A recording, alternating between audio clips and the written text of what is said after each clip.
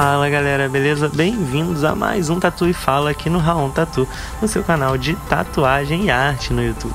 Mas antes mesmo de começar, eu quero te pedir para deixar aquele like no vídeo, porque ajuda pra caramba o canal. E se você é novo aqui, se você tá chegando agora, eu te convido a se inscrever e ativar o sininho para receber todas as notificações, porque são 5 vídeos por semana, é bastante conteúdo e assim você não perde, não fica de fora de nada. E por último, me segue lá no meu Instagram, @RaonTatu, porque eu posto quase todo dia nos stories um material complementar a esse aqui. Você vai poder acompanhar tudo que rola lá e ver meus trabalhos finalizados no feed. Então é isso, muito obrigado e agora sim, vamos pro vídeo.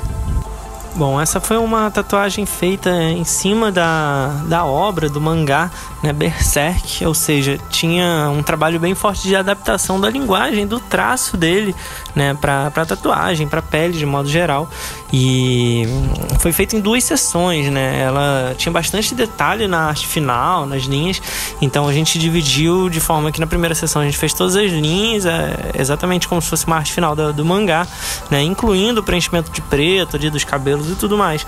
E na segunda sessão a gente veio fazendo sombra e cor, né? Então foi o trabalho aí dividido em 2 etapas. Nessa primeira parte aí que você tá vendo, eu tô marcando todas as linhas, transpondo, né, o mapa do meu stencil aí pra pele, e para isso eu usei uma liner 5, né, principalmente para todas as linhas delicadas, e uma liner 14 para fazer os bolds, né, os contornos, outline externo dos personagens, para destacar a silhueta deles do que tá atrás, ou seja, a personagem da casca destacar do fundo do Guts, e ele destacar do fundo que vai ter ali de uma árvore com uns arbustos e tudo mais. Mas por enquanto eu ainda estou usando a liner de 5 para marcar todas essas áreas. Você vê que principalmente na parte do cabelo, né, tem muito detalhe, muito detalhezinho, que é uma característica desse autor, né, desse mangaka aí, né, o desenhista que a gente estava adaptando o estilo para tatuagem. Ele detalha bastante os fios, as mechas ali, principalmente se você prestar atenção no personagem do Guts mais acima, você vai ver que tem ainda mais brilhos, né, do que do cabelo da casca. E como ambos os cabelos eram pretos, eu vim contornando com a liner mesmo para demarcar onde era essa área de luz, para depois eu vir futuramente ali preenchendo de preto em volta e dando já esse efeito, né, de brilho aí.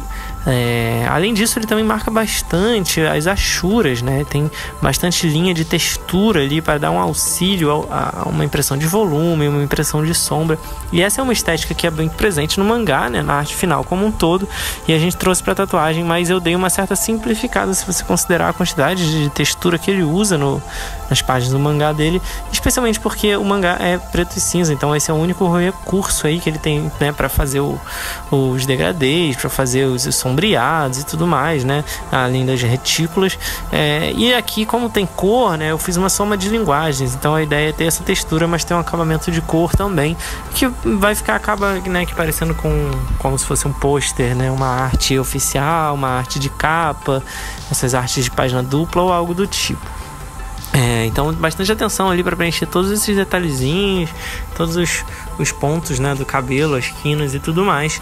E ao terminar, né, você vai ver que, né, agora depois de terminar essa parte de contorno, de outline, eu vou começar a fazer os bolds, que é justamente para destacar, né, a figura do fundo. Então você vê aí que a casca que está aí no primeiro plano, né, ela tá na frente do Guts, tá logo atrás. Depois, para isso eu recortei ela bem já com um bold para destacar ela do personagem dele, não ficar muito embolado.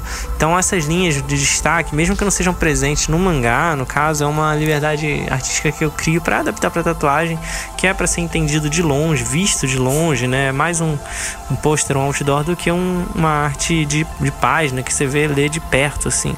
Então essa é uma principal função que tem aí, que é hierarquizar, né, o desenho, ou seja, dizer, né, o que está na frente de que, as perspectivas e tudo mais. E aí eu já estou preenchendo de preto, né, que é a última etapa que a gente fez nessa primeira sessão.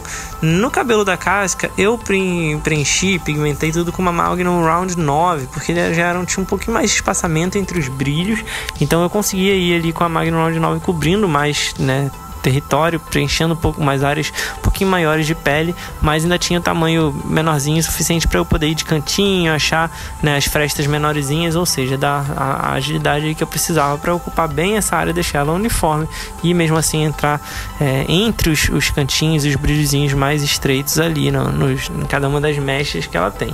Isso foi o que eu fiz, né, pro cabelo dela, mas pro cabelo do Guts, ele, se você for ver, ele tem realmente muito mais brilhinhos, são brilhos menores e mais próximos, deixando tudo um pouco mais estreito ali, né? Então, na hora de ir preenchendo, na hora de ir pigmentando a cabeça dele de preto, eu usei uma Liner 14. A Liner que eu usei para fazer o bold mesmo, né? Ela me dava uma ponta grossa suficiente para preencher, né? Meio que como uma impressora, né? Você vai fazendo linha lado a lado ali, assim, as linhas, para meio que, tipo, ir blocando, com cuidado para também não machucar, não forçar demais, mas se você passa 1 ou 2 vezes pigmentando bem a linha, você já vai blocando.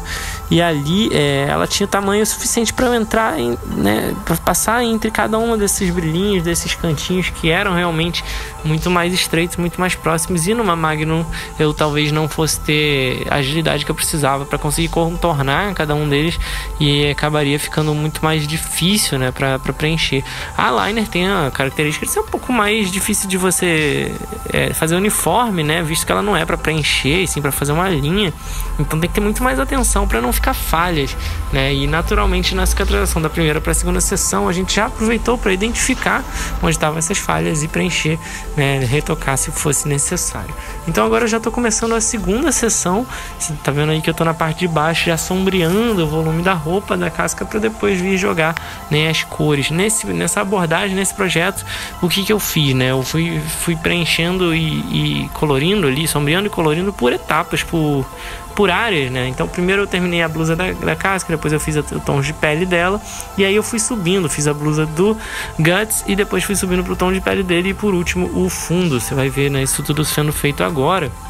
E eu optei em fazer assim para não ficar muito dolorido ali, que é uma área meio chatinha ali, e tinha muita pigmentação. Então, em vez de ter que ir e voltar várias vezes, né, com vários tons ali, eu optei por terminar por partes ali. Então fui trocando de tom, já terminando todos os tons que precisava na blusa, né, depois todos os tons que precisava na pele.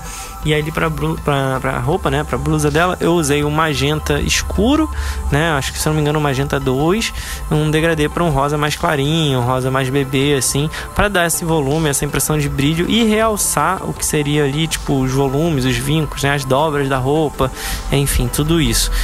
Isso tudo com uma base de sombra bem levinha. Eu tô sombreando e colorindo com uma Magnum Round 13 aí, já tem, né, um pouco mais de largura, já que as áreas são mais preenchidonas e menos detalhes de cor, né, variação de cor e sombra. Então eu consigo ir com uma Magnum maior, né, para esfumaçar um pouco mais e pigmentar com mais agilidade as áreas grandes ali.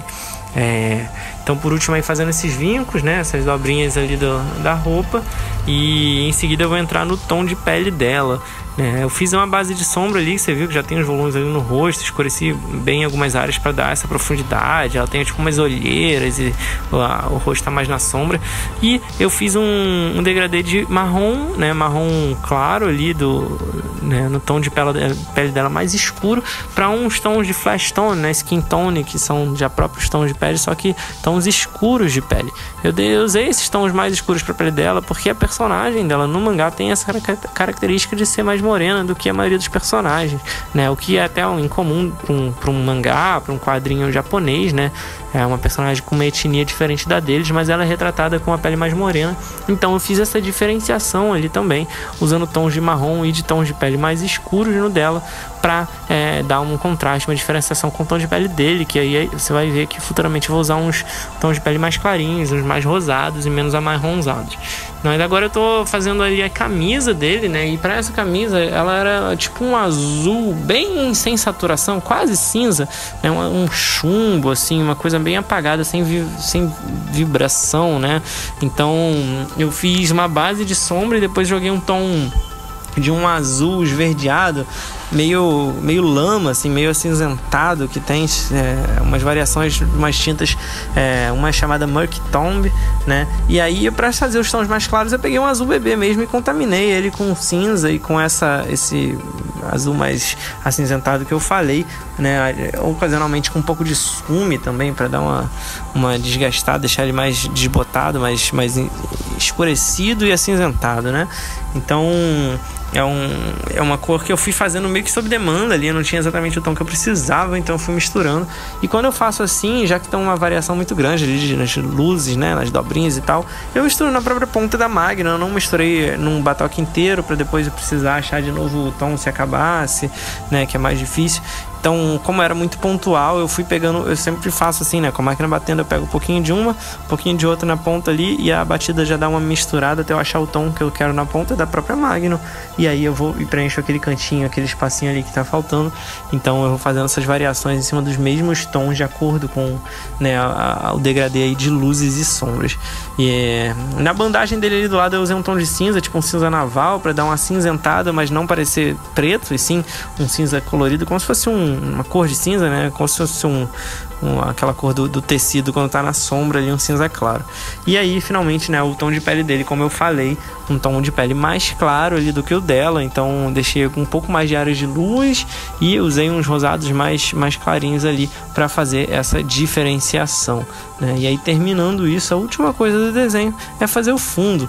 No fundo eu usei, né, você vê aí que eu tô retocando, né, os pretos do cabelo, como eu falei, onde tinha umas falhinhas que era normal ter ficado, já que foi tudo feito de liner, e é muito detalhezinho. Então eu retoquei de preto, e aí agora sim eu vou passar pro fundo. E no fundo você vai ver que eu usei uns degradês, né, de marrom ali no tronco da árvore. Na verdade foram 3 tons, né, um marrom bem escurão, assim, tipo um chocolate, um marrom médio e um marrom mais claro, para fazer essa gradação e dar uma ideia aí de como se ele tivesse apoiado, projetando sombra sobre o tronco, e o tronco no outro lado está sendo iluminado, né, pela luz do dia, e ficando mais vivo, mais saturado.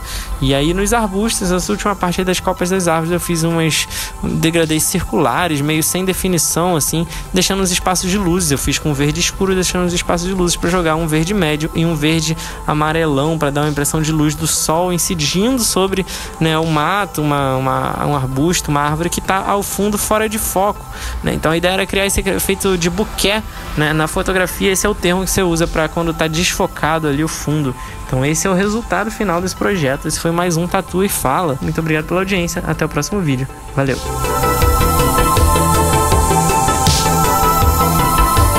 Se você gostou desse vídeo e quer ver outros como esse, se inscreve aqui no canal. É só clicar nesse logo redondo que tá aí na tela, dá um like no vídeo que é muito importante, compartilha com outras pessoas que você acha que também vão gostar, comenta aqui embaixo pra gente poder trocar ideia e, por último, dá uma olhada nesses 2 vídeos sugeridos aqui na tela. Pode ser que você também goste.